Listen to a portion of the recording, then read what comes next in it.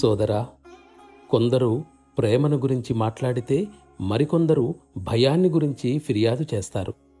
ప్రేమకు భయానికి ఉండేది ఒకే కేంద్రమని నేను వారికి చెప్పక తప్పదు. మనల్ని మనం ప్రాపంచిక విషయాల వైపుకు నెట్టుకుంటే భయానికి సంబంధించినవి తమ గుణాన్ని బయటపెడతాయి. ఆ విధంగా కాక దైవం వైపు మళ్ళితే దివ్యత్వంలోనే ఇమిడిపోతాయి. రెండూ అంటే ప్రేమ, భయం విశేషమైనవే. రెండింటి కేంద్రం ఒకటే అయితే మనకు సరియైన దానిని గ్రహించి కాని దానిని వదులుకోగలిగే విజ్ఞత మనకు ఉండాలి. ఇది మన మంచికే. పరిశుద్ధమైన మనస్సు యొక్క స్వభావం దివ్యమైనది అవుతుంది. అందులోనే ప్రేమ పెంపొందుతుంది. మన ఎరుక మనకు లేనప్పుడే ఆ అవ్యక్తమైన దైవం ఎరుక మనకు లభిస్తుంది.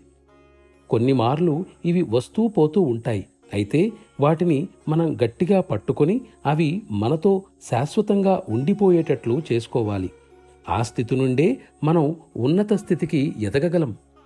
ఇక్కడ హాజరైన మీరే కాక మానవులంతా నేను పదే పదే అన్నట్లు జీవితంలో జీవితం అంటే నిజమైన జీవితాన్ని రూపొందించుకున్నవారుగా కావాలనేదే నా ధ్యేయం.